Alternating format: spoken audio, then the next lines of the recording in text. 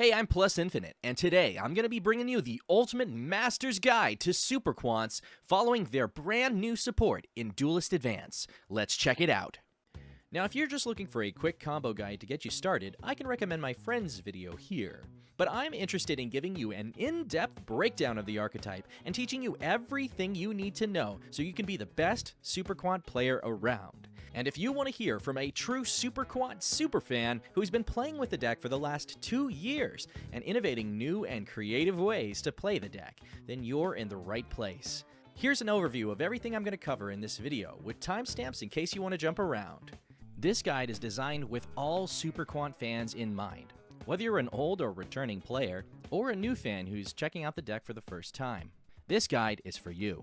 Now let's get started. So what are Super Quants? Super Quantums, or Super Quants for short, are what happens when Yu-Gi-Oh! And Power Rangers collide, complete with a colorful team of good guys and bad guys, and mechs that combine into our very own Megazord, Super Quantal Mech King Great Magnus. The goal is simple. Play out an episode of Power Rangers by summoning the Rangers, then their Zords, then combine them into the Megazord. And it's become easier than ever after the new support, with many different starters, extenders, and combo lines, as well as backup routes even through multiple hand traps or disruptions. Trying to make Magnus is a challenge that's both exciting and rewarding, all on its own. However, it's far from an auto-combo easy win deck. The many different once-per-turn effects can be hard to keep track of, and the branching combos can be difficult to remember. It's very easy to play this deck sub-optimally and miss good plays. But if you do manage to make Magnus at full power, you'll find yourself wielding the most powerful boss monster in the game. How good is Magnus exactly? I'm glad you asked. After spending years playing exclusively Super Quant and Super Quant variants, both in person and online, in regionals, and even at a YCS level, after making Magnus again and again and again, every possible way, while playing against each and every one of the best decks in the last 2 years, and winning games nearly every single time I made him, I can confidently say, with no hyperbole necessary, Magnus is the closest thing you can possibly get to Exodia in one single card without printing the words, "Win the duel." Don't believe me? Here's how Magnus works. After making 3 mechs, you can use the field spell's second effect to target 3 mechs on field or engrave, summon Magnus, and then attach all 3 mechs and their materials to Magnus. A standard combo gives Magnus 6 or more materials, giving you access to all 4 of his incredible effects. First, at 4+ materials, he's unaffected by all card effects, except Super Quant cards. This already puts him in a class above the rest that very few cards can even interact with. Magnus is often called a Towers, but the term Towers comes from Apocryphal Towers, which is only unaffected by activated effects. For example, X Purely Noir is a Towers. Being vulnerable to non-activated continuous effects was a huge weak point for Purely players, even losing to something as simple as Baguska. No, Magnus is much more than a Towers.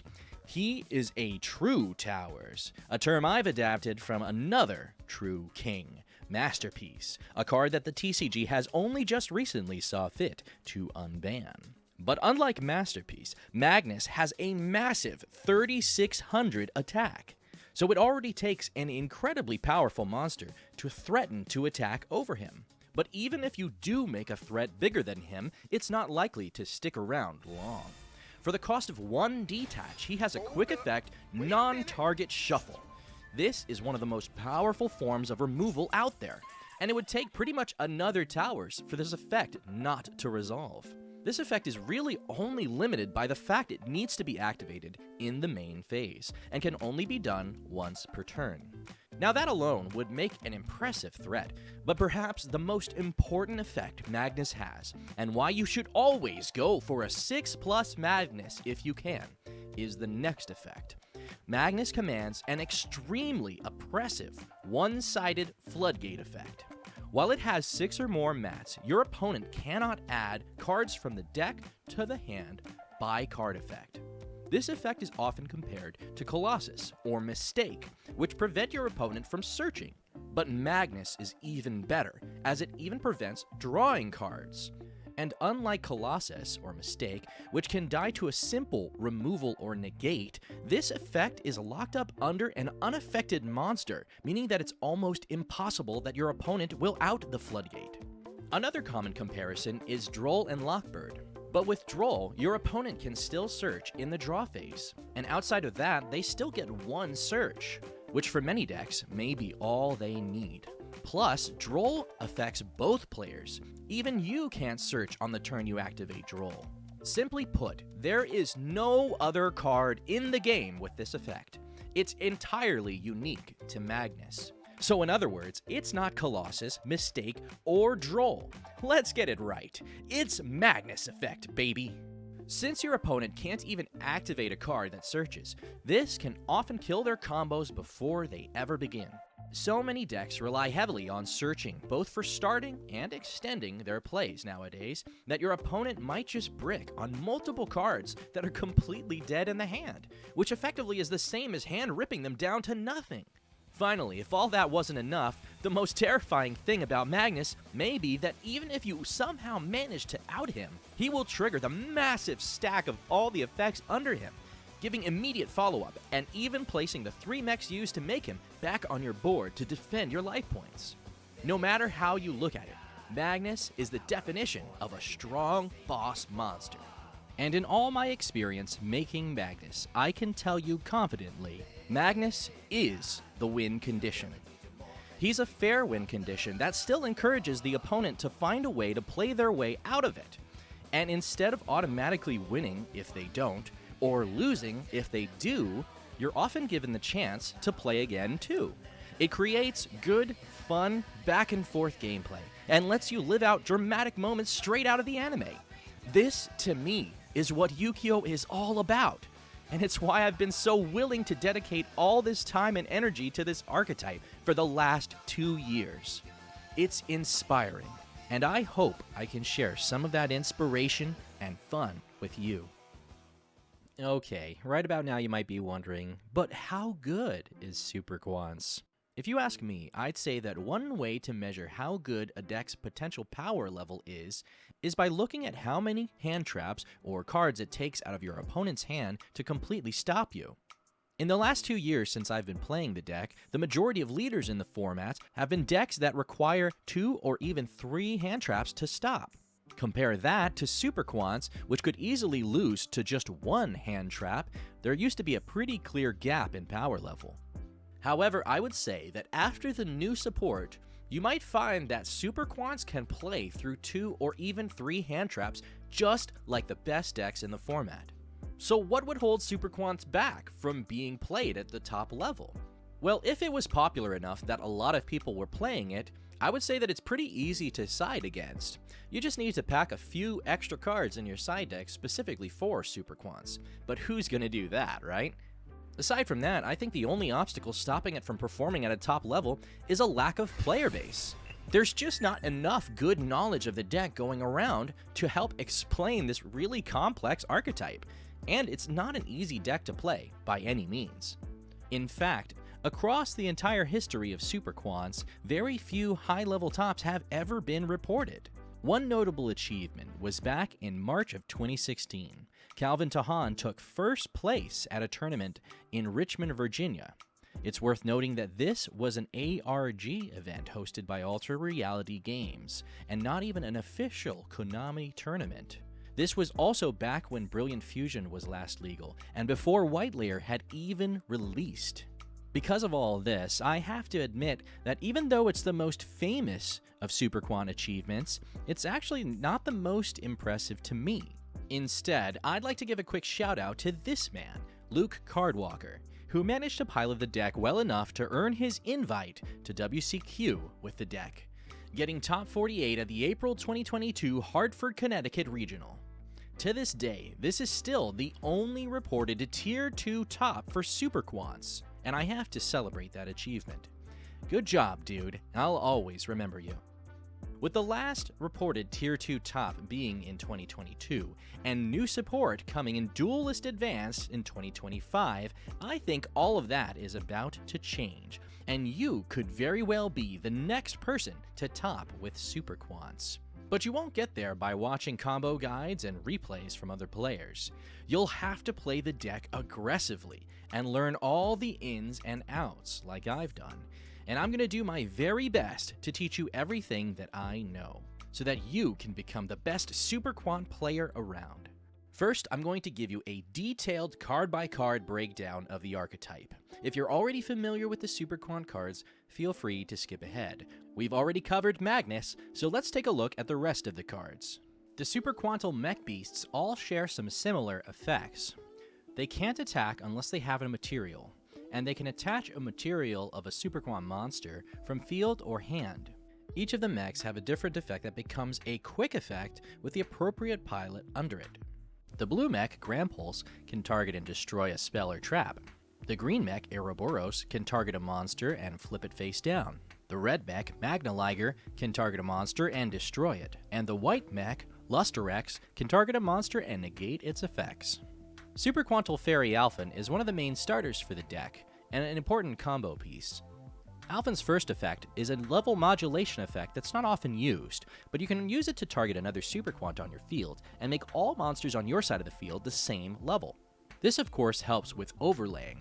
It's worth noting that this effect does not conflict with the field spell. For example, if you turn Red Layer into a level 4, and decide later that you want to turn Red Layer into the red mech using the field spell, you can do that. ALPHAN's second effect is the more important one.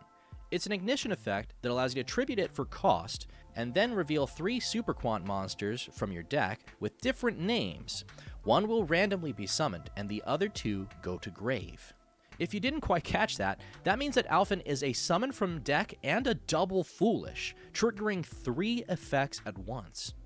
This effect is so powerful that it used to be pretty common and obvious for your opponent to use Imperm, Veiler, or Ash Blossom to stop it, killing your combos. But now with the new support, you don't even have to resolve or even summon ALPHAN to get all the way to Magnus, which is just absurd for me to say. ZETAN is another new flexible starter or extender for the deck. You can either normal summon it or special summon it as long as you control another Super Quant monster.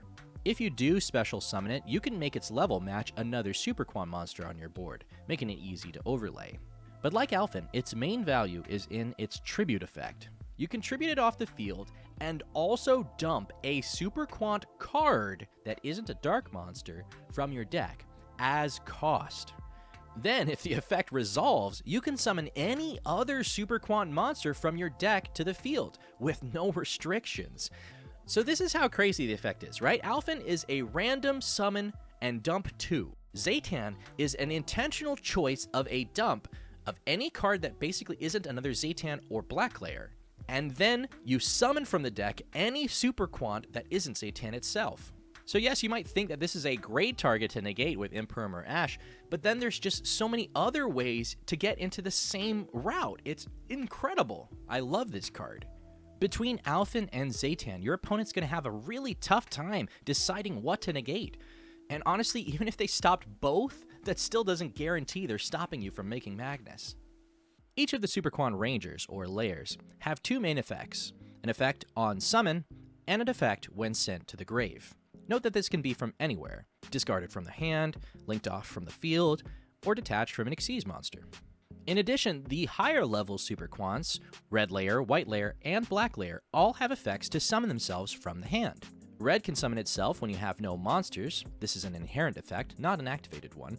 White Layer's effect can summon itself from the hand by sending a non-light Super Quant you control or in your hand to the grave to summon itself in defense. And Black Layer's summon effect can only be used in response to an opponent activating a monster effect. You can quick effect discard 1 card and special this card. Note that the discard is a part of the effect, not the cost, so if your opponent decides to negate this effect for some reason, you get to keep that card in your hand. This might also be relevant for some hybrid builds. Now let's go through each of their effects, starting with Blue Layer. Blue Layer on summon searches for a Super Quant card. It's worth noting that this is a when effect, not an if effect. This means, for example, you should only ever use Emergency Teleport to summon blue as Chainlink 1. If you use it as Chainlink 2, then you'll miss timing. It used to be that E-Tele for blue to search either ALPHAN or the field spell was part of a 2-card combo, which you can see in my older guide. But now blue has even more search targets, which means it can even be a 1-card combo all the way to Magnus, and in fact, it can be a pretty good normal summon for the deck. Its Grave effect is a little less useful, but still helpful in the grind game. You could target up to 3 Super Quant cards in your grave and shuffle them back. This gives you some much needed recursion. Green Layer used to be the least ideal Super Quant to draw. It's entirely dependent on you having another Super Quant card in your hand to resolve either of its effects. When it's summoned, its effect allows you to summon another Super Quant from your hand, if you have one. And when sent to grave, you can discard a Super Quant card to get a draw. Red Layer on summon can retrieve a Super Quant card from your grave back to your hand. And when it's sent to grave, you can target another Super Quant in your grave to summon it back, though it can't activate its effects. This little caveat at the end of Red Layer's effect sparked an enormous amount of innovation in the Super Quant community prior to this new support, often relying on things like Zelantis to banish everything and summon it back, or Cross Sheep pointing to a fusion to revive blue with no restriction. All this so that you could reliably search for the field spell. But with the new support, a lot of that is no longer required, and we can use our resources a lot more creatively. I think this will be the beginning of a new period of innovation for Super Quants. White Layer's summon effect lets you dump a Super Quant monster from deck to grave. In the process, it'll copy its level and attribute. You can even send a copy of itself to trigger its grave effect.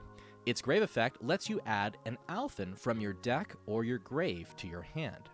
You'll often be using White's summon effect to send itself to grab ALPHAN or to send Black Layer. Black Layer's summon effect depends on you having a Super Quant monster in your grave. If you don't, it won't activate. But if you do, you can jump straight into any mech that isn't Magnus, and then attach that Super Quant monster from the grave to it as material. Think of this sort of like Black Layer hijacking a mech by stealing a Super Quant's body from the grave. The mech you create doesn't have to match the Super Quant monster in the grave, but if it does, then you'll instantly gain access to that mech's quick effect. This is particularly scary since you can combine Black Layer with another ranger in your hand, like white, red, or green especially, to summon a mech on your opponent's turn, even on turn 0. Black's Grave effect gets you into a spell card. Before this wave of support, the only one worth searching would have been the field spell, but now you have the option to go into layer 19. Now let's take a look at the spells. First up is the field spell, Super Quantal Mech Ship Magna Carrier. Its first effect lets you pitch a card and target a Super Quantum monster, basically any of the rangers, and Xyz summon over it into a matching Super Quant Mech Beast with the same attribute. Some people call this cheating it out, but it actually counts as a real Xyz summon, unlike its second effect. Now I think it's important that I go over some of the details regarding this second effect, since the rulings for it are not readily available or accessible. In fact, Wikipedia doesn't even have a rulings page for this card. And there's a few key interactions that I'd like you to know about. Let's take it one step at a time. First, you send the field spell from the field zone to the graveyard. Then you target 3 Super Quant Mech Beasts with different names you control and or in your graveyard. Then, as part of the resolution, you will special summon Magnus from your extra deck, and as long as you can do that, you will attach any of the targeted monsters that are applicable to it as material. This is all part of one sequential resolution, so there's no point during this resolution that Magnus is vulnerable. If after resolution Magnus has less than 4 materials, then sure, your opponent can chain something in response to the summon that will affect it. Perhaps the biggest point of contention with Magna Carrier is Nibiru. Nibiru can be activated in 3 possible time frames. First, it can be activated in open game state before you ever activate Magna Carrier. Doing so will tribute off any possible mechs, and then you can proceed to use Magna Carrier to target those 3 mechs that are now in the grave. Or your opponent can use Nibiru in response to Magna Carrier's activation. Finally, they can use Nibiru after Magna Carrier resolves. The best timing they can probably pick is in response to Magna Carrier. Nibiru will tribute all face-up monsters that are applicable, summoning itself and giving you a token. Then, after Nibiru resolves, Magna Carrier will summon Magnus, regardless of how many mech beasts are on field. What changes is the next step. After you summon Magnus successfully, Carrier states to attach the targeted monsters and their materials to it as material. The mechs on the field will likely have been tributed by Nibiru, and thus changed their location, so they no longer are the same target. Usually, this means that the only thing that could be attached to Magnus after this is a target in the graveyard. However, there's one tricky thing that you can do in response to Nibiru as Chainlink 3. If you chain something like Book of Moon, Book of Eclipse, or even Ouroboros' quick effect, when Nibiru resolves, it will only tribute the face-up monsters on your field. And when Carrier resolves, it will attach any of the mechs that haven't changed location, including any face-down ones on the field. If you'd like some proof, here's a video clip of me doing it in Master Duel. As you can see, Ouroboros flips Lusterex, which had 2 materials, face down. Nibiru summons and Carrier summons Magnus. Then Carrier attaches Lusterex, the 2 materials under it, and Grampulse. Ouroboros is the only one that doesn't get attached because it changed locations. This format Magnus is enough for game. Super Quantal ALPHAN Spike is a card that's most often played for its second effect, because its first effect isn't as good as it might seem. If you control 3 Super Quantum monsters with different names, you can shuffle as many cards your opponent controls as possible into the deck. That seems pretty great, except for the fact that then your opponent can special summon 1 monster from their extra deck, ignoring its summoning conditions. If your opponent decides to summon out something like a negate or a removal, you're in a pretty precarious position at that point, especially considering that the conditions to activate this card require you to have 3 Super Quantum monsters. In other words, the monsters before they've become the mechs. So I would be careful using its first effect, although it is pretty satisfying to resolve it. Its second effect is more important, especially post-support. You can banish it and an ALPHAN from your grave to activate the field spell, Magna Carrier, from the deck. Since ZETAN can send this card to the graveyard for cost as part of its effect, and then proceed to summon out a monster which will eventually lead you to ALPHAN, and ALPHAN tributes itself for its own effect, you will very likely end up in a situation at the end of your combo where you can play the field spell from the deck with this card, and then proceed to make the mechs and the Megazord. It's not even a brick if you draw it, since ZETAN can instead send Green Layer for cost, and Green Layer for cost can discard ALPHAN Spike to get you a draw. Again, this is all for cost, so even if your opponent negates it, you're still set up pretty well. In general, ZETAN sending green is pretty powerful to get bricks out of your hand. Hopefully this makes it a little bit more clear how valuable Green Layer can be. The next card is the new Quick Play spell. Layer 19, Preventing the Invasion, the Pitch Black Super Quant. I wonder how they'll fit that name on the card in the TCG. Anyways, the new Quick Play, Layer 19, allows you to do one of 3 different effects, and you can only use each effect once per turn. Keep in mind that this means that you can use multiple copies as long as you're doing different effects each time. The first effect changes an attack position monster anywhere on the field to defense position. This effect may seem like the weakest of the bunch, but there's something about it I'd like you to remember. It doesn't say it has to be your monster. You can use it to turn your opponent's monster that's currently in attack position during the battle phase into defense position, calling off their attack. So what might seem on the surface like a throwaway enemy controller type effect might actually win you the game against an opponent who can summon multiple high attack monsters to threaten your Magnus. The second effect is the one I'm the most excited about. If you control a Super Quant monster, you can summon any Super Quant monster from your deck in defense position as long as it's got a different attribute from the monsters you control.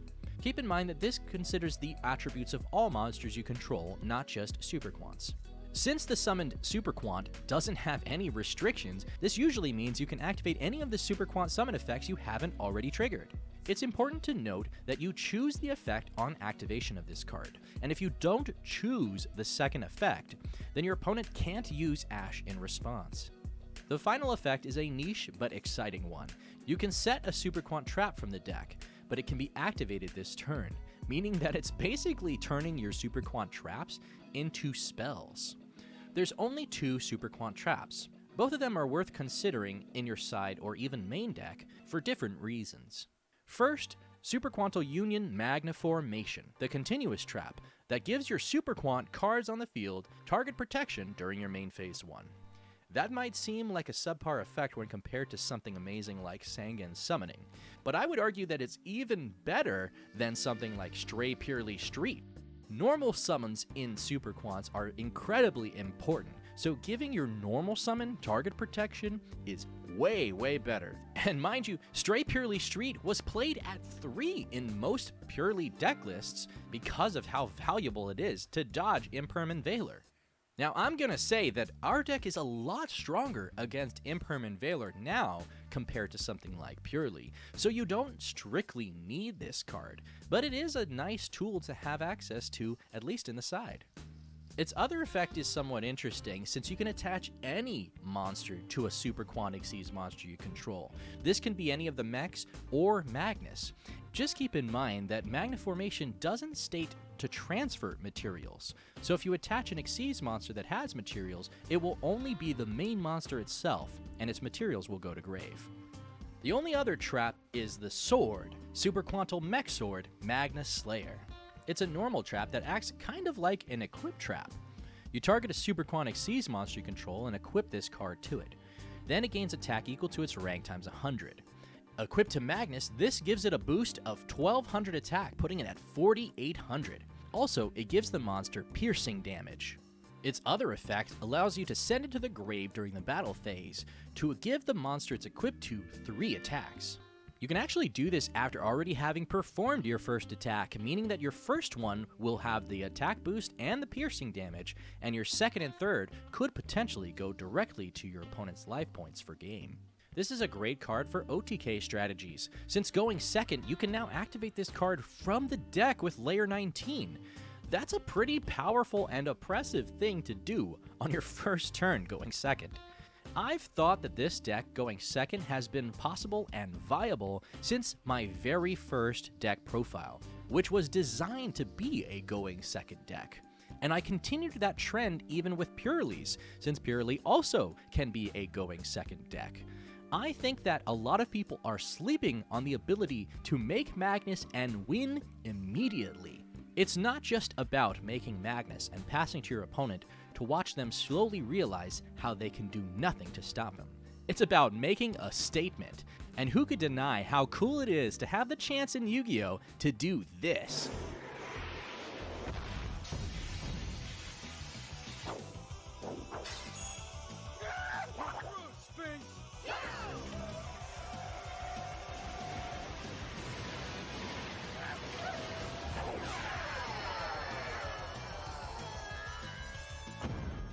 Alright, we've only got 2 more Super Quant cards left currently. These cards aren't as great in a competitive environment, but might be fun if you're playing casually. The first is Super Quantal ALPHAN Call Appeal, a quick play spell with a strict condition. If your Super Quant monster is destroyed by battle, you can activate this card to let you special summon a Super Quant Xyz monster from your extra deck and a matching ranger from your hand, deck, or graveyard. Unfortunately, the ranger's effects will be negated. If this happens on your opponent's turn, it's basically just 2 free bodies. If you activate this on your turn during your battle phase, then in your main phase 2, you could activate the effect of the mech to attach the ranger from the field to it as material.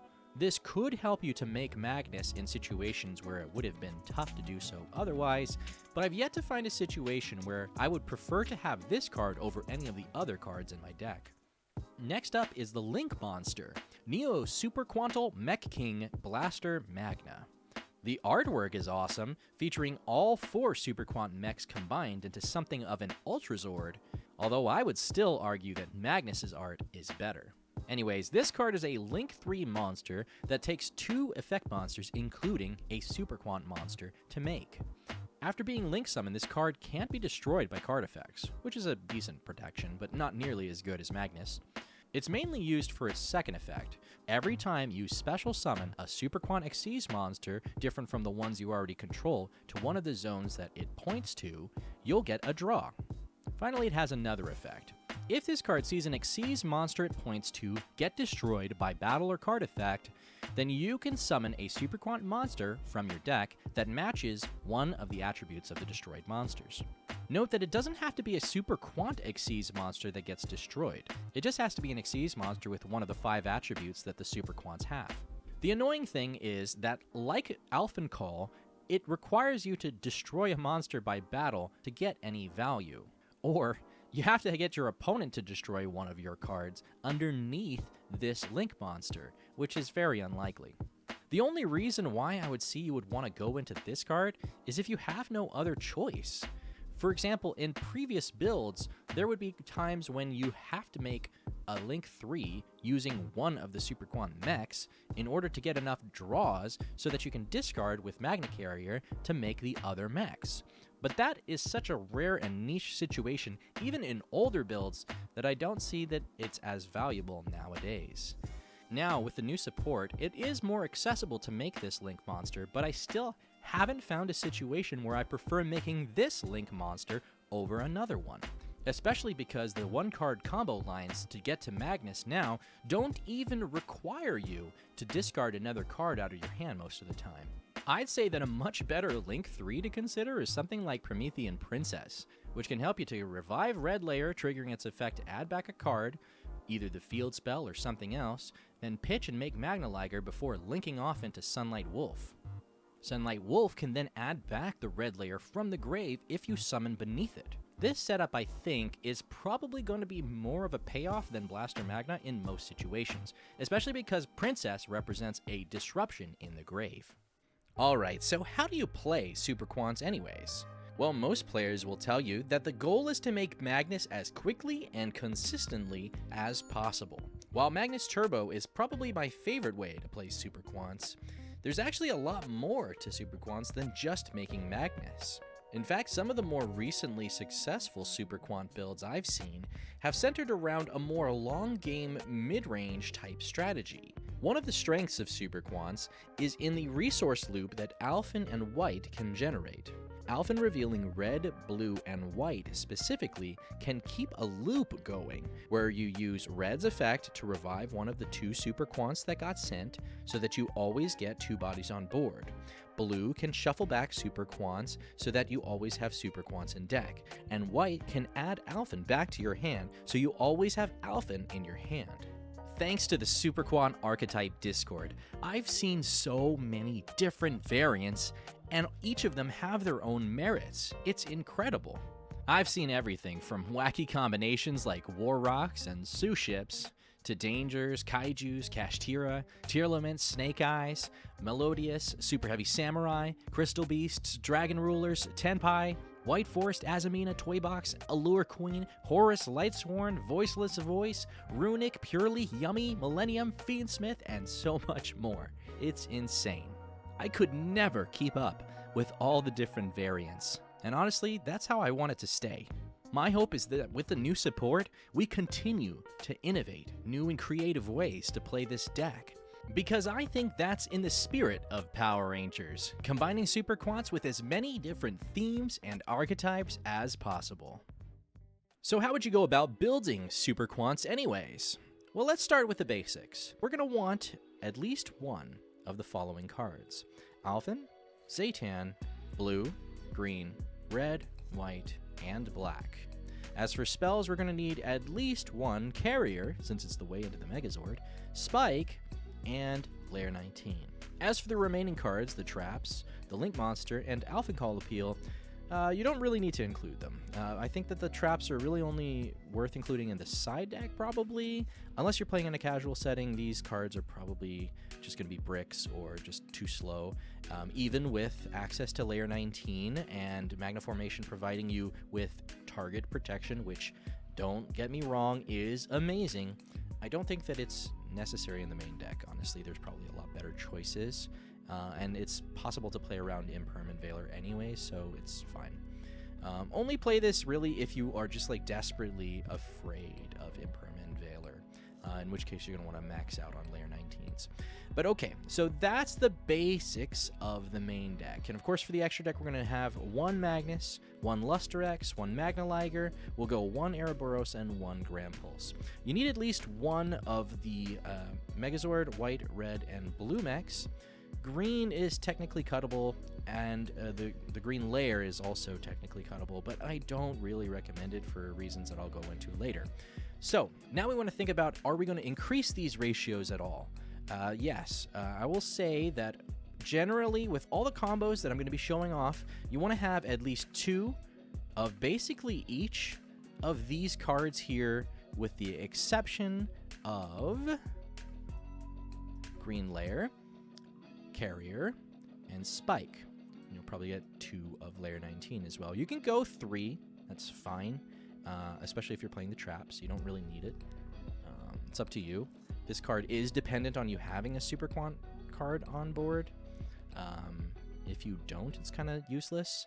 Now, you might be wondering, why am I not including a third ALPHAN, ZETAN, or blue? After all, these are our 3 starters, which I'm going to go over later in the combos.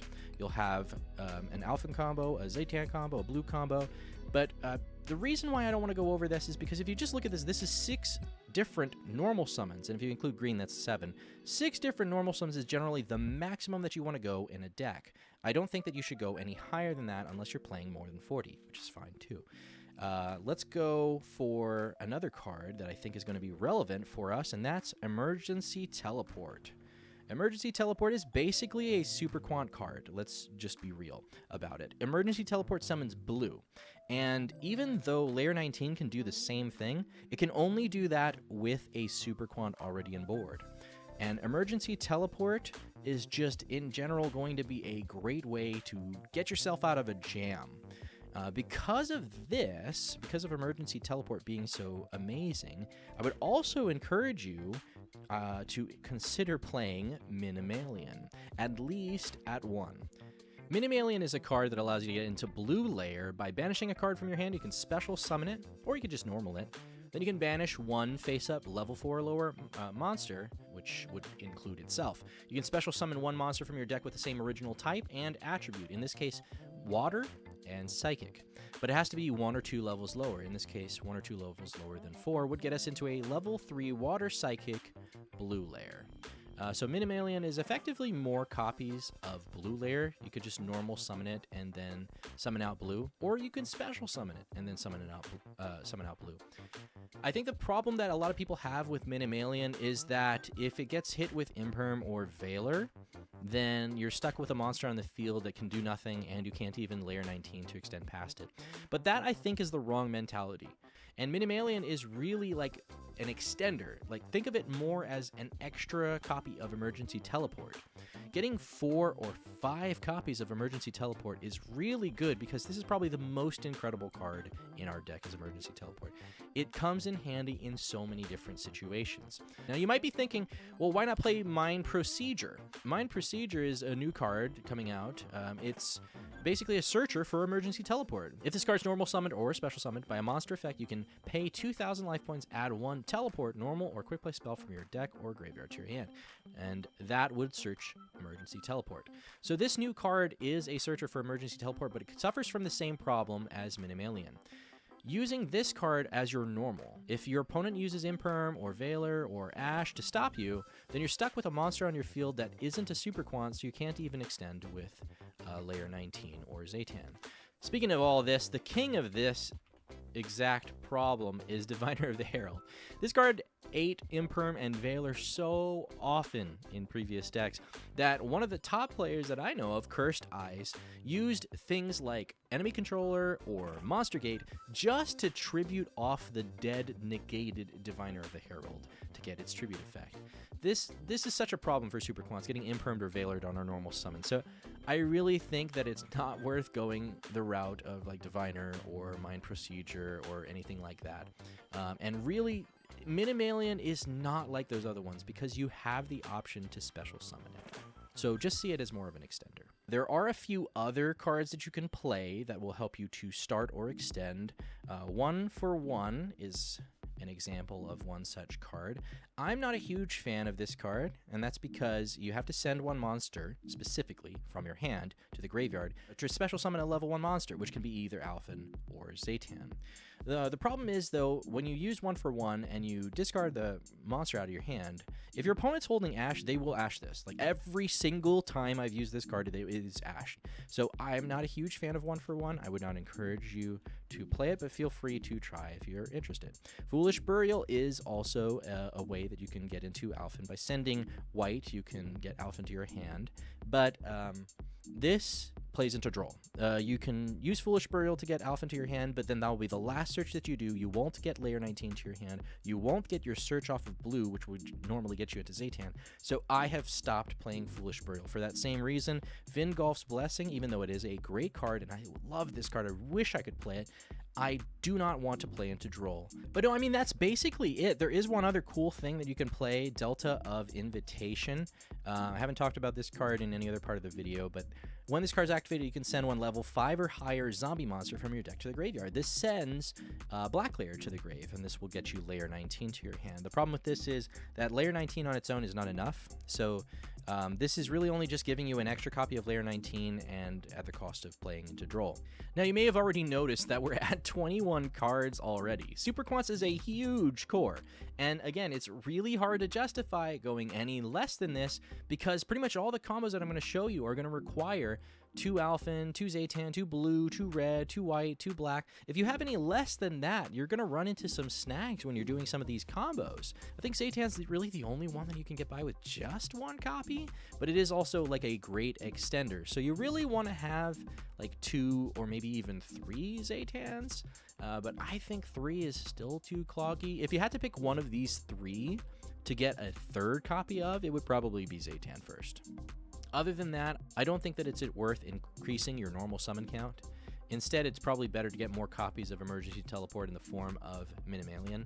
So like a 2nd, maybe a 3rd copy of Minimalian might be worthwhile, but I don't think that you need any more engine than this. 3 Black Layer isn't really necessary because even though it does give you a turn 0 play with any other layer in your hand, it on its own can't summon itself. You need to discard it out of the hand. It falls into the same category as White Layer. White Layer can't get itself out of the hand, and it's only useful if sent to grave. If you're not packing some kind of discard outlet, then White and Black are just gonna brick. I guess, theoretically, like if your opponent uses a hand trap on your turn 1, Black Layer can summon itself out, but only if you discard a card. But yeah, I mean, for the most part, I don't want to see Black Layer as something to rely on. I think that it's better at 2. Now, Layer 19 is a great card to include at 3, but really only under one circumstance. And that's if you want to go, for example, in game 2 or 3, for an OTK strategy.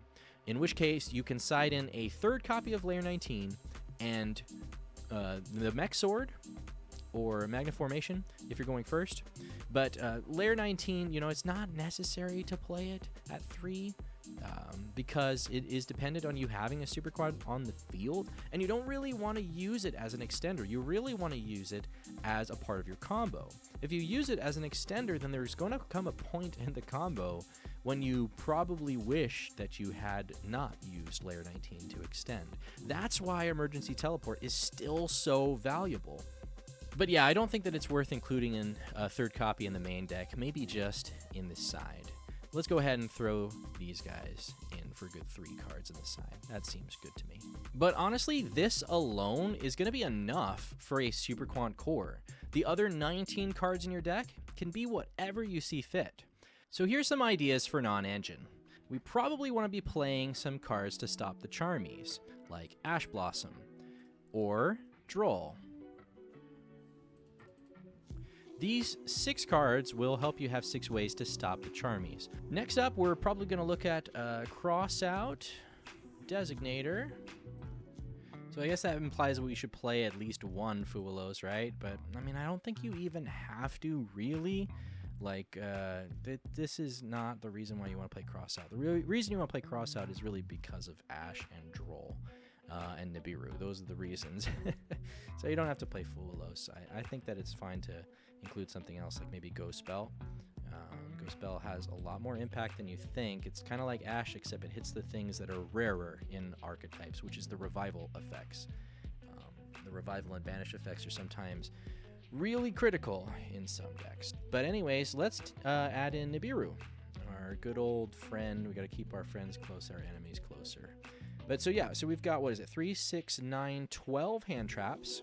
And then we want to play some other non-engine. I've got some suggestions for you. So Called By, of course, would be a good option, just like Cross Out. Here's another good card that I would encourage you to get 3 of, and that is Salesman.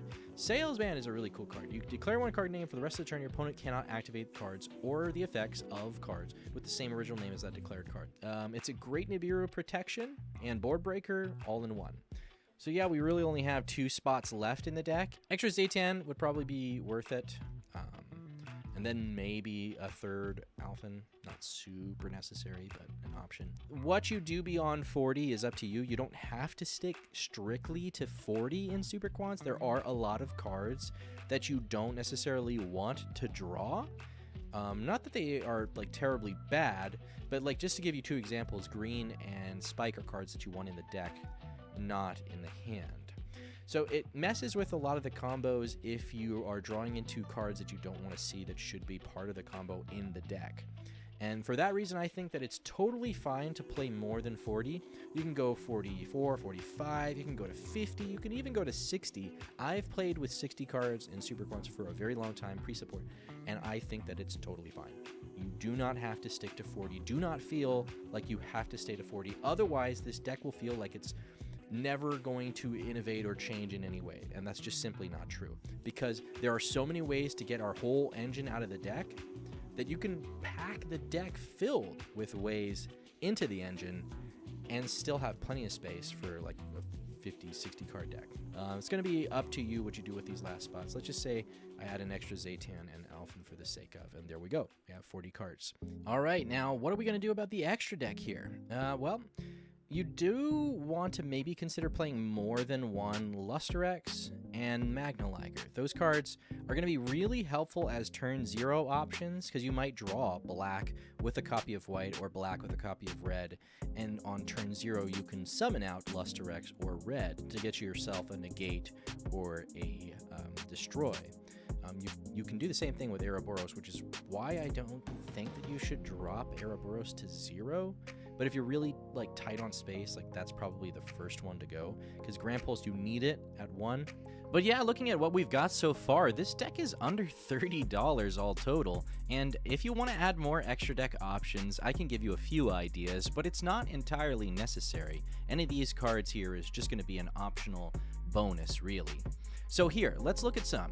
I have one in mind, and that's Promethean Princess, along with Sunlight Wolf. Salamangreat Sunlight Wolf. Now, there's a couple ways that you can use Promethean Princess. The first one is on turn 1, you can use it to help you to make Magnaliger. If you're in a situation where you have the bodies to make Promethean Princess, but you have no other way to make Magnaliger, you can make Promethean Princess and revive Red. Red adds something back to your hand, and Carrier can then discard it to make Magnaliger.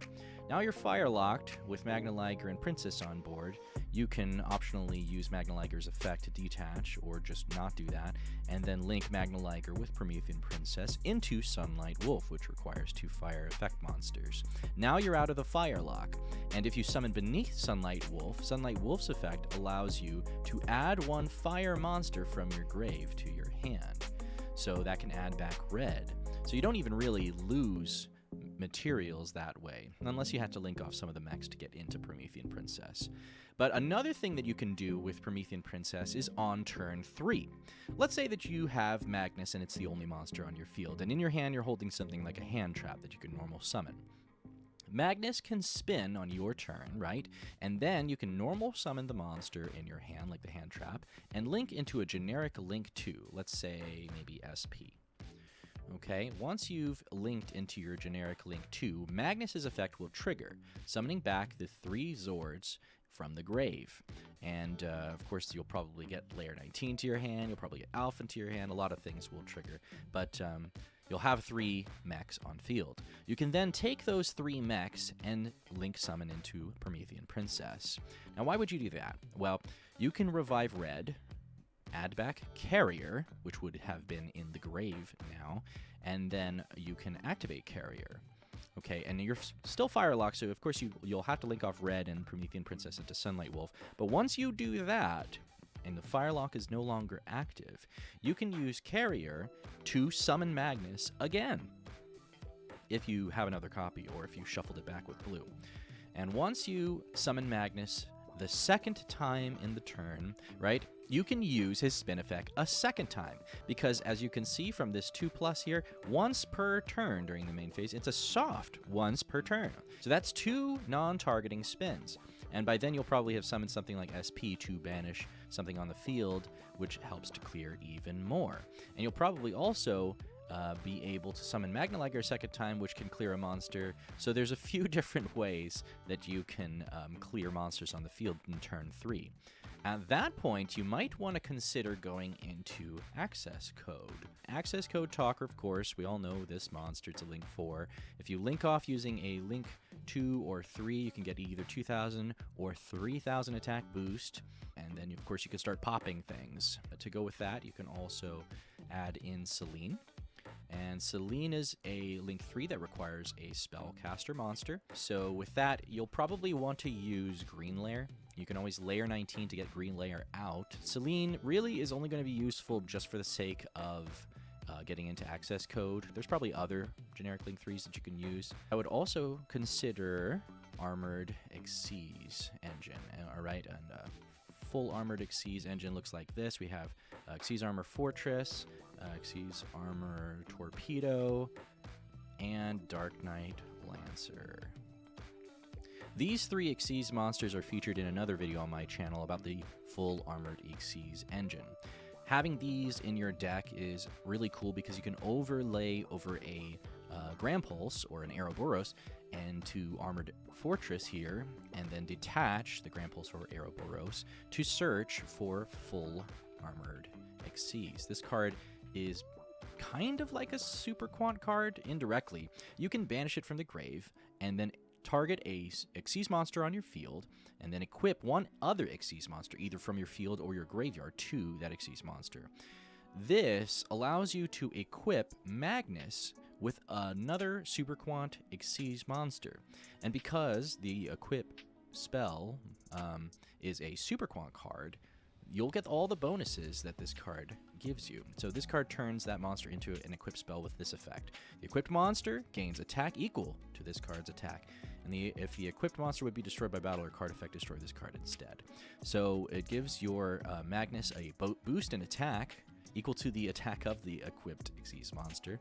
And then also, if you get destroyed by battle, which is the most likely way to out Magnus, the equipped monster will be destroyed instead.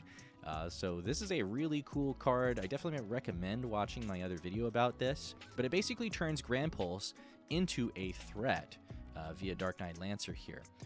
Dark Knight Lancer's attack starts at 2800, but it quickly escalates.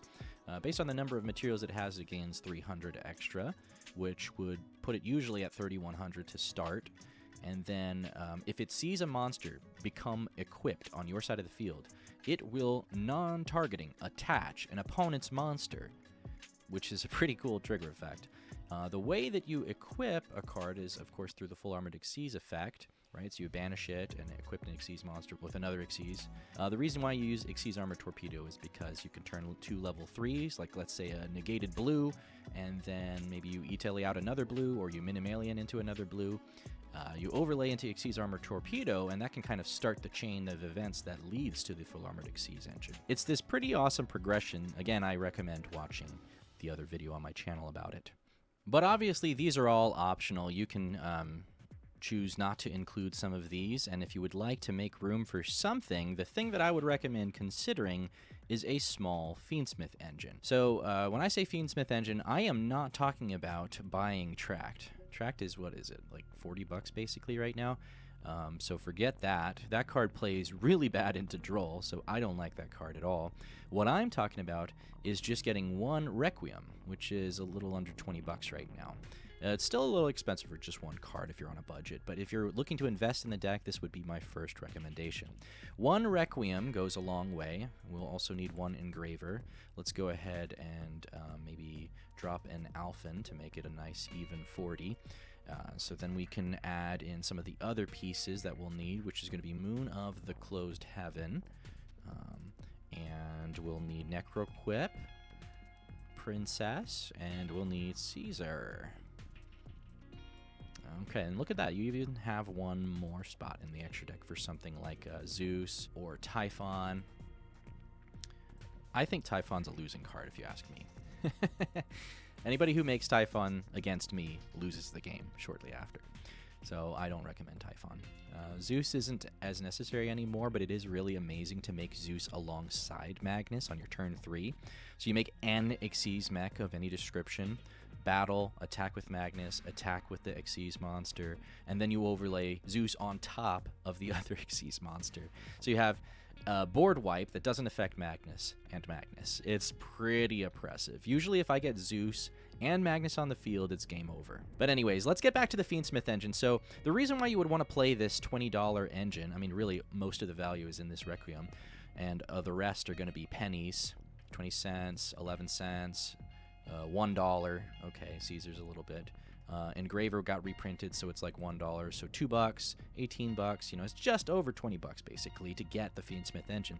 That 20 bucks goes a long way to preventing Nibiru, because you can use Emergency Teleport as a one-card combo to not only get into the Fiendsmith engine to protect you from Nibiru, but a 7-material Magnus. I'll show that combo off a little bit later. But it turns Italy into a Nibiru-protected 7-mat Magnus. So another cool thing what you can do with the Fiendsmith engine is make Sequence. Fiendsmith Sequence. And the reason why you would want to do that... Oh, I might have to drop something here. Sorry, Ouroboros. Is make Duke of Demise. Now, Sequence can fuse into any Fiend fusion monster, and this new fusion monster was released, I think it's in Maze of the Masters. It takes 2 Fiend and or zombie monsters, which is cool because you can use either the Fiendsmith cards or ZETAN and Black Lair because they're zombies. So you fuse into Duke of Demise. The reason why you would want to do that is because you can normal summon an additional time. So during your main phase, you can immediately after this effect resolves, normal summon 1 monster. It gives you a bonus normal summon, okay? Sometimes it's helpful to extend that way. But other than that, it's also really cool because you can banish this card from the graveyard and then target 1 level 4 or higher Fiend, which would usually be Engraver, or Zombie in your graveyard and add it to your hand, which would be great to add back black to your hand. This gives you extra discard fodder or extra materials under Magnus, since you can then attach the black layer to one of the mechs on your field, or you can just keep the black layer in your hand, pass to your opponent, and then on the opponent's turn, you say black layer, discard 1 card in your hand to summon itself in response to their monster effect. Then black layer will target a Super Quant card in the grave and summon out an additional mech alongside Magnus on the opponent's turn. So Duke of Demise is really cool and another great use of the Fiendsmith engine, but it is a $6 card, unfortunately, even though Sequence is pennies. So if you're looking to invest, $20 to $30, I'd say, grab the Fiendsmith cards, the bare minimum here, just to get into the ANTI-NIB line off of Italy. And then later you can consider going the extra, $5-6 to add in Duke of Demise and Sequence. And if you're doing that route, then I might even just drop the full armored Xyz here, guys, and then go Promethean Princess and Sunlight Wolf, because after you've made Duke of Demise, Sequence and Duke of Demise could then go into Princess. And so that's a it's a way to go into the Princess line that I was talking about earlier. So it's another cool thing that you can do. But if you're looking to play some extra ways into the Fiendsmith engine, let me give you a quick tip. I like Unexpected Die. Normal spell. If you control no monster, special summon 1 level 4 or lower normal monster. What normal monster will you summon? Well, I'd suggest Dippity. It's a new light fiend normal monster. And you can use this, of course, to go into Requiem. If you really want to boost it up, you can play Primite Roar.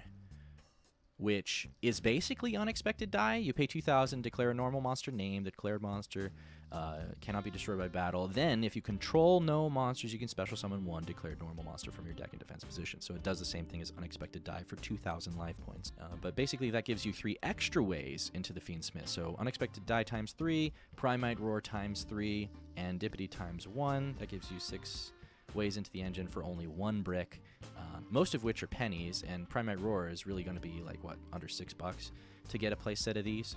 You can say, okay, well, I'll invest another $6 and get Unexpected Die and Primate Roar and Dippity. But yeah, that does it for the Super Quant build. I think that this is going to be a really good starting point for you. You can tweak this to your heart's content. It's up to you how much you care about nib protection, how much you care about Fubulos protection, how you play into the meta.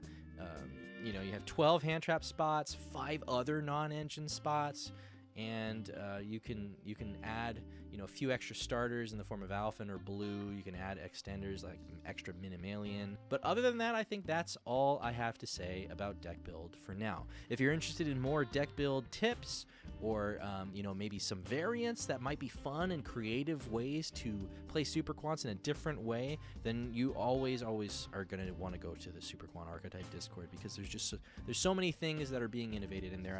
I turn around and there's always a new archetype. Like, I just heard about Crystron Super Quants for the first time the other day. Apparently it's amazing. Now, I've got 15 different combo lines I want to show you today, and the reason there are so many is all because of ALPHAN.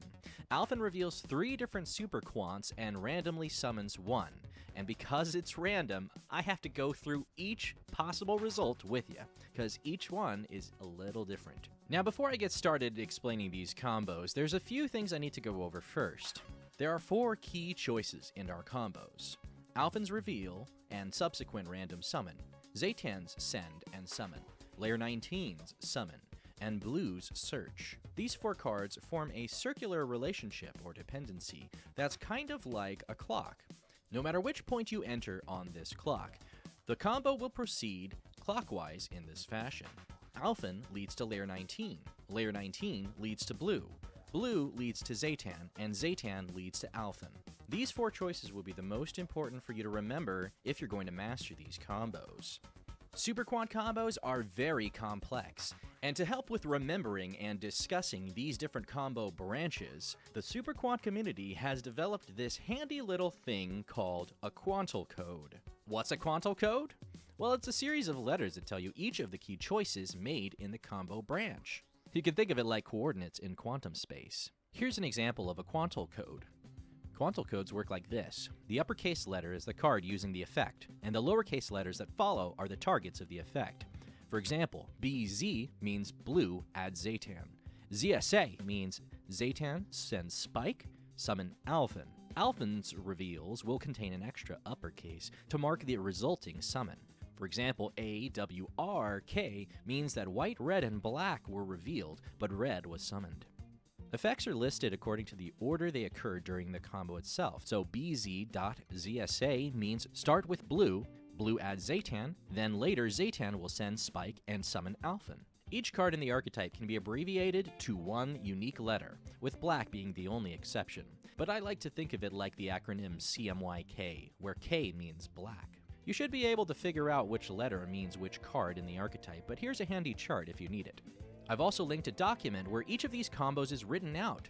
Now, some of you might be expecting me to break out some kind of advertisement for a spreadsheet you can purchase on my website or something like that. But I'm not going to do that.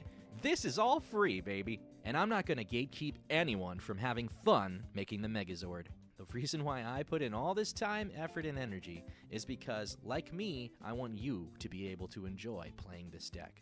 I'm just in it for the fun. Now let's get to some combos. I'll start by showing you some ALPHAN combos. First off is the ALPHAN White Blue line. We'll normal summon ALPHAN. ALPHAN will tribute itself and reveal white, red, and black. White in this case gets summoned, red and black go to grave. Black will be chainlink 1, red will be chainlink 2 targeting black, and white will be chainlink 3. White will send another copy of itself, red revives the black, and black will get us into our layer 19. Then we'll activate White's effect to add us another ALPHAN. This is ALPHAN number 2. We'll layer 19, summoning Blue from the deck, and Blue will activate its effect to get us ZETAN. We can use ZETAN's effect to special summon, and then tribute itself, sending Spike and summoning Black Layer. Black Layer will summon out MAGNUS and attach Red from the grave. Then, immediately, since this is the first time we have the ability to do so, we can banish Spike and ALPHAN to activate Carrier. Then we'll overlay for Luster X using White and Black, and use Carrier to pitch ALPHAN in hand to target Blue and make Grand Pulse. Now we have 3 mechs with a total of 8 materials. We will target all 3, send the field spell, and summon Magnus. Now let's take a look at these materials. We've got Black and White attached, Red, another copy of Black, and Blue. So we have 2 blacks. That means that we should probably detach Black first. Since we have 8 materials, we can detach 2 times and still have 6 materials to keep the search lock up. Now let's go on to the next combo. Now let's do the ALPHAN Red-Blue line. This line creates an 8 material Magnus with 0 discards. Red gets summoned, and Black and White go to grave. Black is Chainlink 1, White is Chainlink 2, and Red is Chainlink 3, targeting White in the grave. Red adds back the White. White gets us into ALPHAN number 2, and Black adds us layer 19. Layer 19 will special summon Blue, and Blue will add ZETAN. ZETAN special summons itself, and ZETAN will then send, or tribute itself and send Spike to summon out Black number 2. Black will get us into MAGNUS and attach ZETAN from the grave. Then Spike can banish and activate Carrier. Now I want to point out here that it is possible to use White's effect here earlier in the combo, sending Red. That way, when ZETAN tributes and special summons Black, Black can actually attach the Red from the grave instead of ZETAN.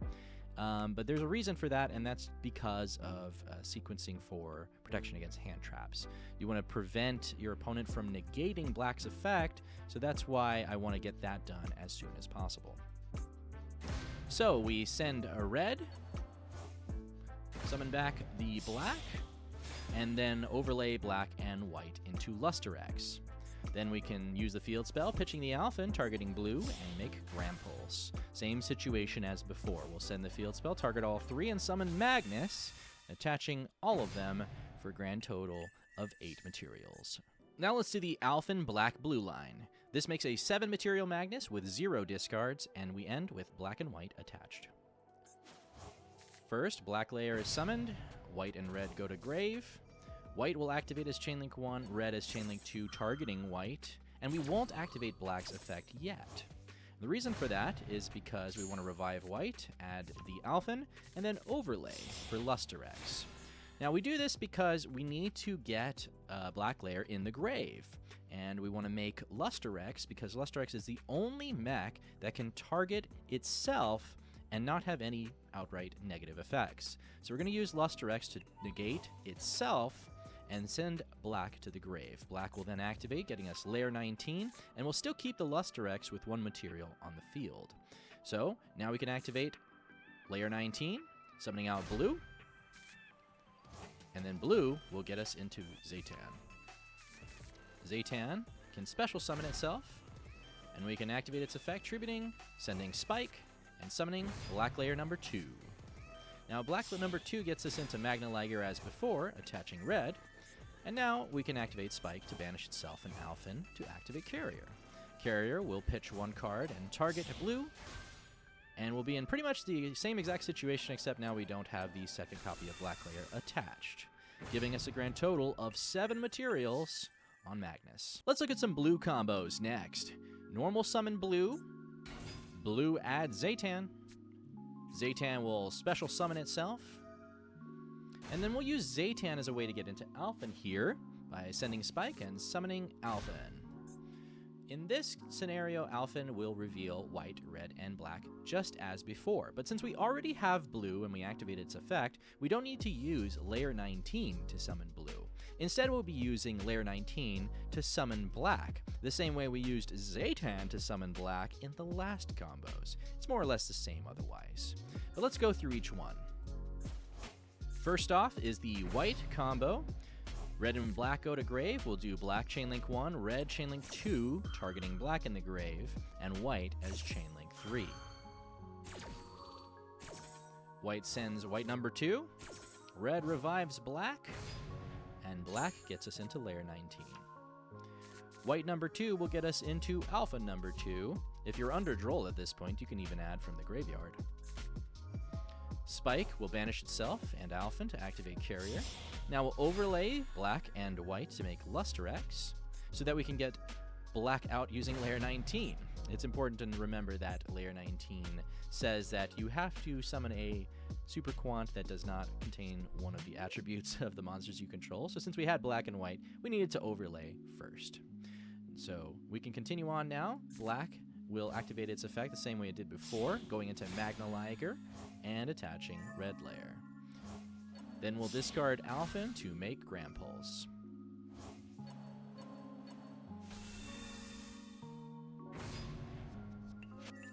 And here we go, Magnus with 8 materials, and just like before, we've got 2 copies of black and 1 copy of white attached. Let's go over red next. Red gets summoned, black and white go to grave. Black will be chainlink 1, white chainlink 2, and red chainlink 3, targeting white in the grave. Red adds us back the white. White adds us ALPHAN number 2. And black adds us layer 19. Now, we'll activate Spike here to banish itself and activate Carrier. Then we can activate white, sending the red, summoning itself, and triggering red to revive the black. We'll overlay for Luster X, and then we can use layer 19 to summon out black number 2 to activate its effect and get into MAGNUS, attaching the red. Then we'll pitch the ALPHAN in hand, targeting blue, making Grand Pulse. Send the field spell, target all 3, summon Magnus for 8 materials. Now we'll go over the blue, black, black route. Black is summoned, red and white go to grave. White is chainlink 1, red is chainlink 2, targeting white, and we won't activate black's effect, just like before. Red summons back white, and white adds us ALPHAN. Then we'll overlay white and black to get into Luster X, but not before activating Carrier. We'll activate Luster X, targeting blue. You can target blue or Luster X, it doesn't really matter. And that will trigger black's grave effect to add us layer 19. Then we'll use layer 19 to summon out black number 2 and get into MAGNUS as before, attaching the red from grave. We'll pitch the card, target the blue, and even though it's negated, it doesn't matter. We'll still get into Grand Pulse. Send the field spell, target all 3, and summon Magnus. This time he's going to have 7 materials. Since we had to detach one of the blacks earlier, we will still end on white and black attached to Magnus. Time for some ZETAN combos. Now, ZETAN typically is more of an extender. You want it in your hand since blue was going to search for it. And if you get negated on blue, you could use ZETAN to summon itself anyways, as long as you're holding it. But if ZETAN is the only Super Quant name that you draw into, then these combos will help you get all the way to Magnus. There are a lot of different ZETAN combos. There are 7 in my document below. I'm only going to show off 5 of them right now. The 5 I'm showing you do not require ZETAN's special summon effect during the combo, which means that you can use ZETAN's special summon effect to start these combos. No matter what gets summoned off of ALPHAN, these combos will produce a 7 material Magnus using just 1 discard. But I'll also show you 2 alternate routes where you can make a 6 material Magnus using 0 discards if you really can't afford the cards in hand. To start with, we'll get ZETAN on field, whether by normal or special. ZETAN tributes, sending Spike, and summons ALPHAN. And ALPHAN's reveals are going to be a little different this time. We'll be revealing blue, red, and black, instead of the normal white, red, and black. Let's go over the blue results first. Blue gets summoned, red and black go to grave. Blue will activate as Chainlink 1, black as Chainlink 2, and red will chain block our searches, targeting black in the grave. We'll summon back the black. Black gets us into layer 19. And blue will be searching for white, since we already had ZETAN. Then Spike will activate Carrier from the deck, and we can proceed to layer 19, summoning red from the deck. Red is going to add back ZETAN to our hand. Then we'll use white to send ZETAN and summon itself. White will send another copy of white so we can get an extra ALPHAN to our hand. Then we can use Carrier to pitch one card, target red, make MAGNUS, pitch ALPHAN, target blue, and make Grampulse, then overlay black and white for Lusterex. We'll send the field spell, target all three, and summon MAGNUS.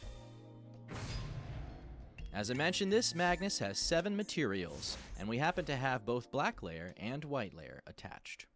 Now what if you can't afford the discard? Well, this route is a blue route that gets to a 6 material MAGNUS with 0 discards. Blue gets summoned, red and black go to grave. Blue Chainlink 1, black Chainlink 2, and red Chainlink 3 targeting black just like before. Red will revive black. Black gets us to layer 19. And like before, blue will add white. Spike will activate Carrier from the deck. And this time, we'll use Carrier to pitch white, targeting blue. Then white will add ALPHAN. Now that white's in the grave, we can summon out red from the deck and trigger red's effect. This will help us to add back the white back to our hand. Now we can pitch ALPHAN, targeting red, to make MAGNUS. And we'll activate white, sending either MAGNUS or Grampulse. We'll send MAGNUS and summon itself so we can overlay for Lusterex. Now we'll send the field spell, target the 2 on field and the 1 in grave for a MAGNUS with a grand total of 6 materials. And we have black and white attached and 4 cards in our hand. Now this is the ZETAN red-blue route that ends on 7 material MAGNUS with 1 discard and both black and white attached. ALPHAN summons out red. Black and blue go to grave. Black will be Chainlink 1, and red Chainlink 2, targeting ZETAN into grave, adding it back to our hand. Black will add layer 19, and at first chance, we'll activate Spike, banishing ALPHAN to get out Carrier, followed by layer 19 to summon out blue. Blue is going to add white to our hand. As you can see, we already have ZETAN here, and that's going to be for help with discard fodder as well as materials. So we're going to use 1 discard here to get into MAGNUS, and then we'll use white's effect to send the MAGNUS, summoning itself. This will trigger 2 effects. We'll activate red, targeting black to revive back, and white, Chainlink 2, to send another copy of itself. White number 2 gets us into ALPHAN, giving us discard fodder, although we've already actually passed the point where we need it, so it won't really matter. It's just an extra card in our hand. White and black overlay for Lusterex, and we'll use ZETAN to special summon itself and target blue to get into level 3. Then we'll overlay both for Grampulse. Of course, if you already used ZETAN's special summon effect to get it out of your hand earlier to start this combo, then you can just use it as discard fodder here to turn it into Grampulse. As you can see, we've already made MAGNUS, Lusterex, and Grampulse, and we are going to send the field spell, targeting all mechs and attaching all of them, including the red in the grave. This will give us a 7 material MAGNUS, and he has both black and white attached, all at the cost of 1 discard, and you end up with ALPHAN in hand. But you know, if you really want to save that discard, here's a way you can get a 6 material MAGNUS with 0 discards off of ZETAN into red into blue. ALPHAN summons out red, black and blue go to grave. Black Chainlink 1, red Chainlink 2 targeting ZETAN like before. Red adds back the ZETAN. Black gets to layer 19. We'll activate Spike immediately, getting Carrier out. Now we'll layer 19 into blue. Blue's going to get us a search for white, like we did before, except this time we will pitch the white, targeting red to make MAGNUS. White will get us an ALPHAN to our hand, and now we'll do something interesting here. We're going to use MAGNUS' effect to destroy itself. MAGNUS can target any monster on the field and destroy it, including itself. And the reason we were wanting to do that is to trigger Red's effect. Red will then revive back the white that we discarded, and will pitch ALPHAN to target blue to make Grand Pulse. Now we can use ZETAN in our hand to summon itself and match the level of the white to overlay. Of course, if you had to special summon to get into this combo, you couldn't do that part. You would instead have to discard ZETAN and target white to make Luster X. Now the only downside with that is that this would be a 5 material Magnus in that case. But here we go, we're going to make a 6 material Magnus with the search lock up. In this branch, we don't have black attached, it's only just white layer, so keep that in mind. Now this ZETAN route is the only one that requires one discard 100% of the time. You normal summon ZETAN, get out ALPHAN, ALPHAN reveal blue, red, black, and black is summoned. We'll go red Chainlink 1 targeting blue. Black Chainlink 2 to get into Luster X, attaching the red. Blue gets summoned back, and we'll activate Spike first thing we can. Now Luster X will detach black target blue, and black will get us into layer 19. We'll activate layer 19 to summon out red. In this case, red can add back ZETAN, and then we can later use it to special summon itself and overlay with MAGNUS to get into a 2 material MAGNUS. Now, I will point out that if you did have to special summon ZETAN to get this going, no problem. Again, you just use it as a discard fodder to get into MAGNUS this way. It just means 1 less material. It'll still produce a 6 material Magnus. We'll have to discard 1 final card here to get into Grand Pulse. It's the only route out of all the ones that I've shown you that has a 100% mandatory discard, is the ZETAN black-red route. So we'll send the field spell, target all 3, and make Magnus with a grand total of 7 materials. Now I know a lot of Super Quant players are wondering, how do we play around NIB? NIB is definitely the enemy of all combo decks, as I've said many times before, but unfortunately it is a fact of life that NIB exists, and I don't think that it's going to get banned anytime soon. So we have to play around it. One of the best strategies to play around it is by using the Fiendsmith engine. In this example, I'm going to show you how just 1 copy of Emergency Teleport can not only go through all of the Fiendsmith combo all the way up to Caesar to prevent NIB, but then it will set us up perfectly to be able to create a 6 material Magnus off of just E-Tele alone. So let's see how it works.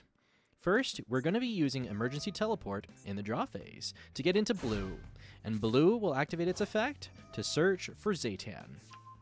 Of course, ZETAN will special summon itself in the main phase, and then we'll tribute it to send Spike, but this time summoning white. Now, white will activate its effect to send black layer, so we can trigger black to add layer 19. At this point, you might notice that we have 2 bodies on board. We're going to go ahead and link those into Moon.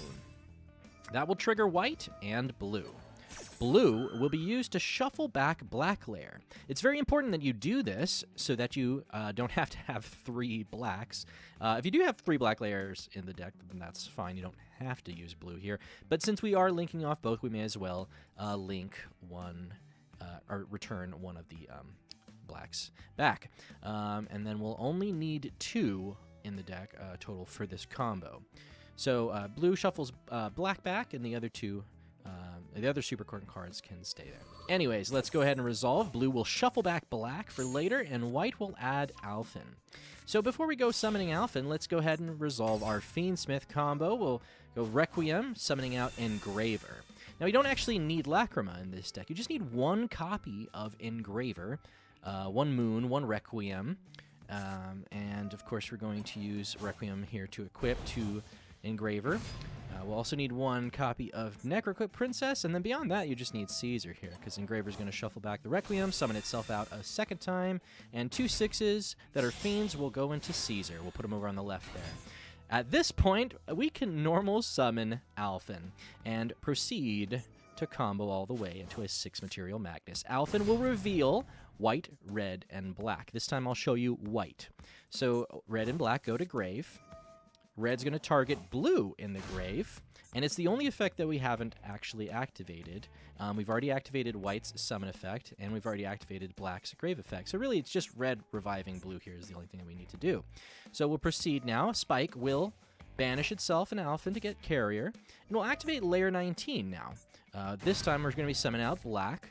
Of course, black will get us into Magna and attach red layer in the process. Then we'll use the carrier, target the white to make Luster X, carrier again, pitch another card, target blue, make Grand Pulse, and voila! Here we have 1, 2, 3, 4, 5, 6, what's that? 7 materials for Magnus.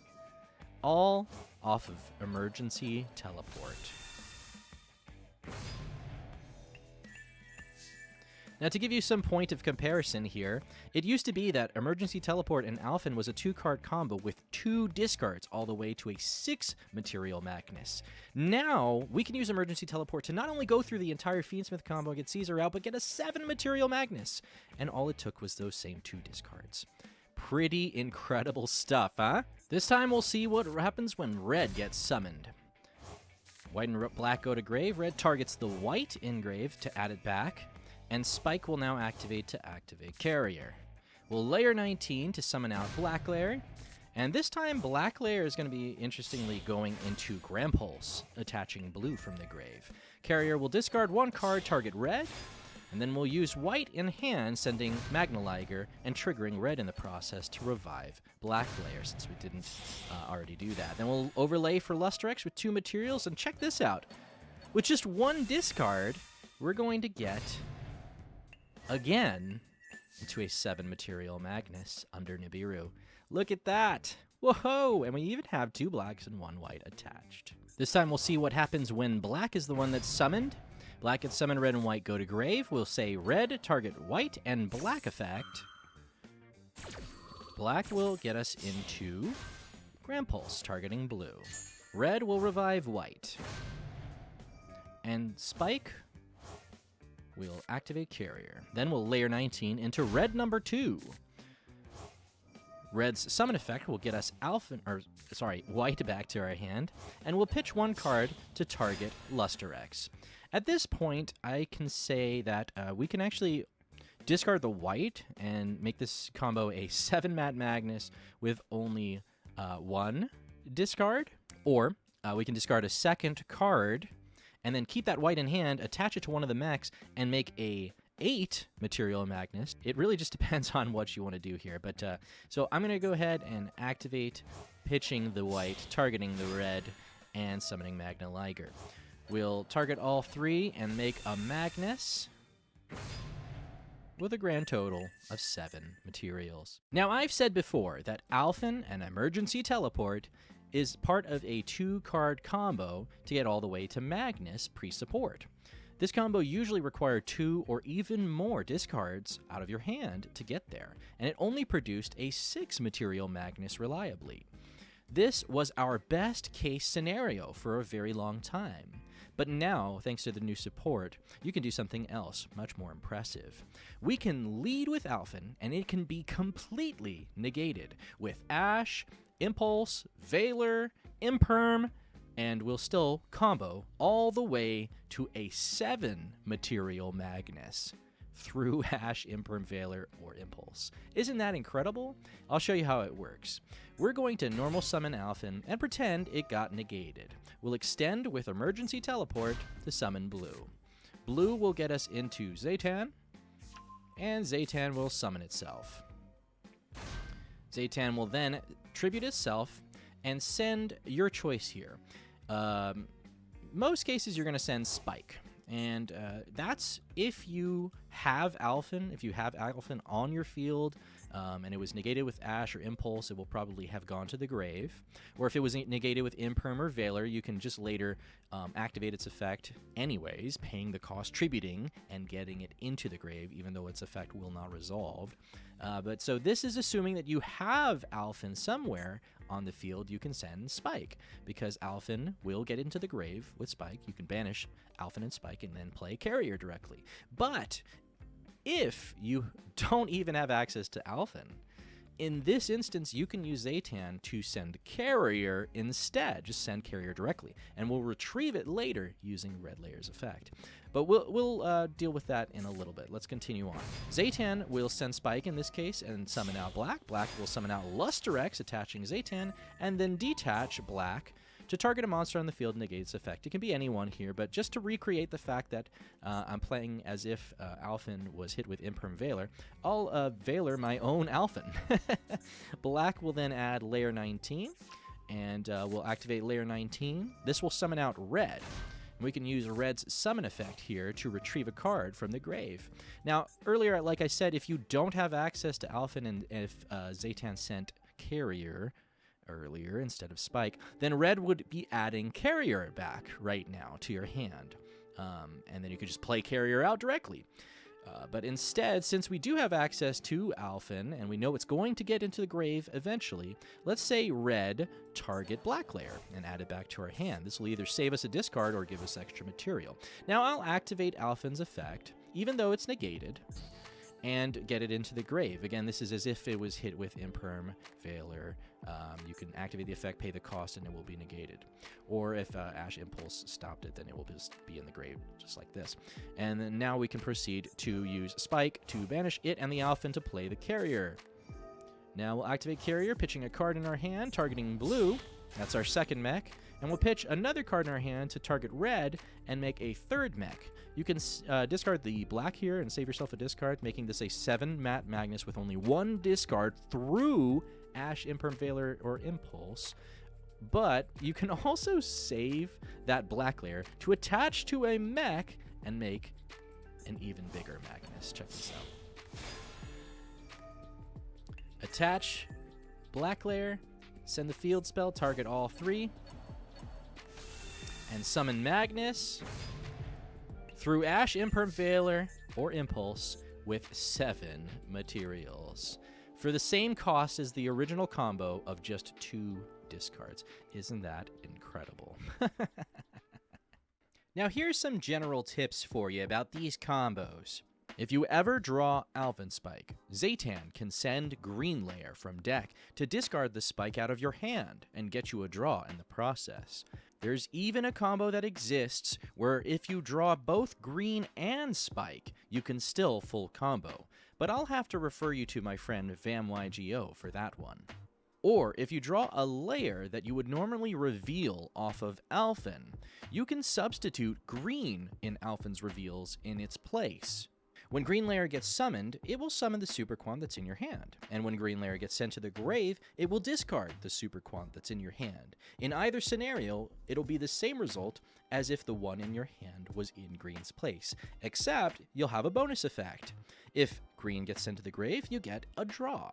And if Green gets summoned, you get an extra material under Magnus, since Green can be attached to any of the Super Quant mechs. Even though Green Layer isn't required in any of these combos, it still has a use in every Super Quant deck.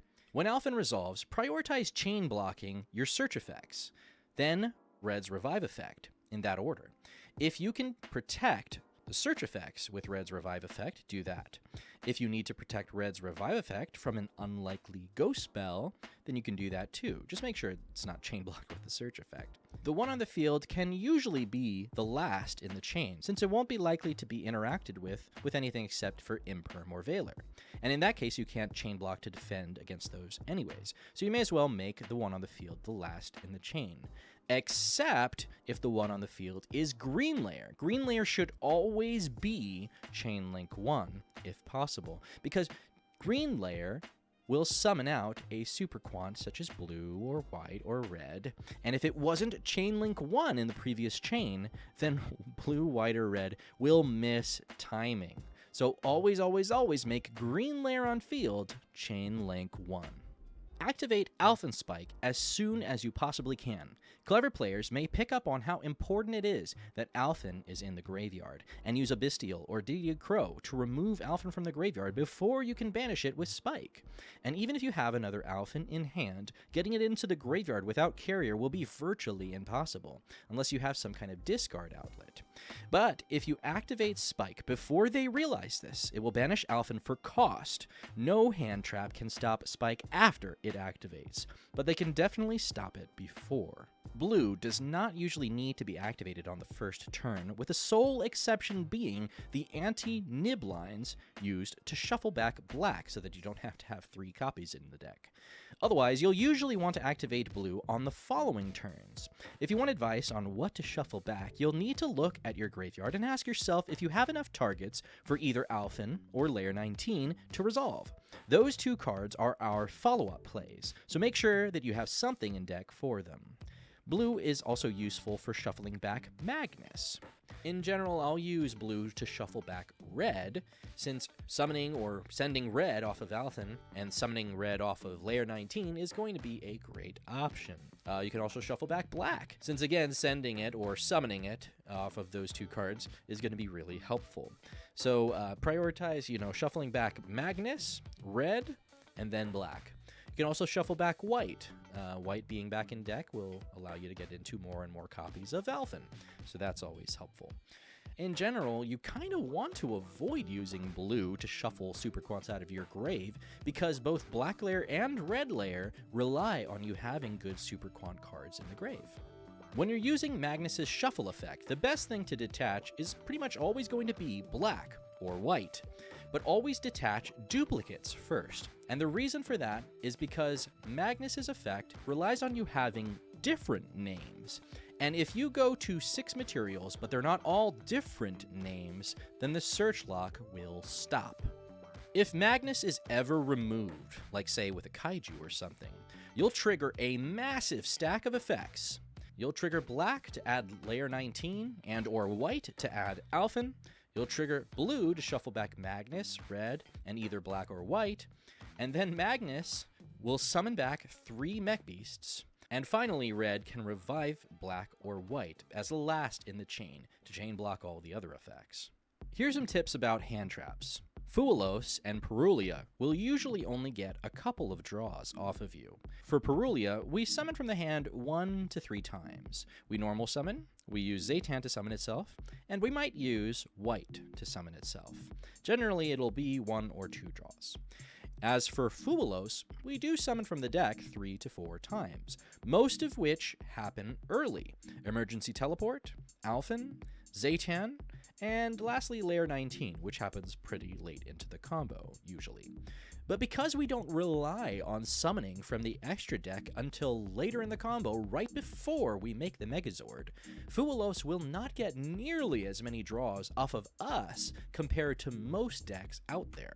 For this reason, I've sequenced the combos to always leave making the mechs till as late as possible to avoid Fuelos getting any extra draws until it's time to make the Megazord. Don't make the mistake of playing around Fuelos. There is no board we can make that will be good enough. Trust me. On the flip side, the way I see it, your opponent can draw their entire deck, and they still won't find a card that can defeat the Megazord once you've made it. For that reason, I say you should never be afraid to take the Maxi Challenge. Once you're in that position, the only hand trap they could draw that they might use to stop you is Nibiru. Nibiru is a fact of life. If you have protection against it, play it. If not, just play into it. Even if you know they have it, there is no guarantee that they will time it correctly. And if they're unfamiliar, they may just wait too long, until after Magnus is summoned. I'd love to say bait it and hold an extender, but it's unlikely that we have any way to extend past it. Don't make the mistake of playing around Nib. Just like with Fuelos, there is no board we can make that will be good enough. Trust me. Droll can be played around by activating Emergency Teleport in the draw phase, whenever possible. Even if you're holding red, never wait until the main phase to summon red first and then activate emergency teleport. It's just not worth it. The most important search is blue's search for ZETAN, unless you already have it. Then, the next most important search is for layer 19. If you already have ZETAN because you drew it or you used Itali to draw, then make sure that the very first search you make in the main phase is for layer 19. In some cases, we can even get blue and black's search in the same chain before Droll even has the window to resolve. But unfortunately, in some lines, we need to add layer 19 to summon blue, and blue needs to search for ZETAN.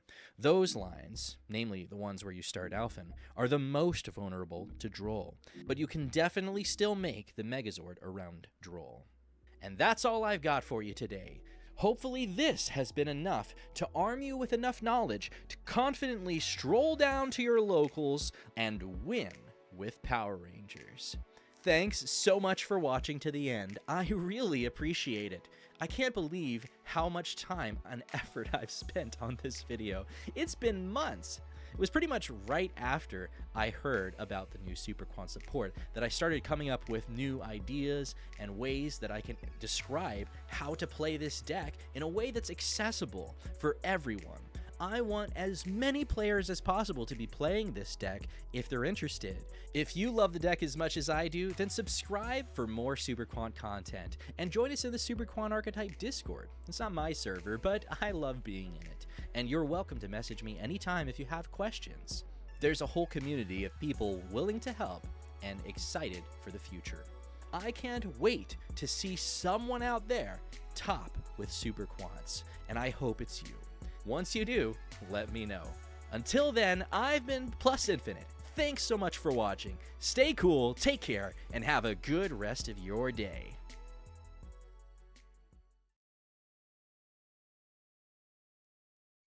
Hello, viewers. It's me, Super Quantal Fairy ALPHAN.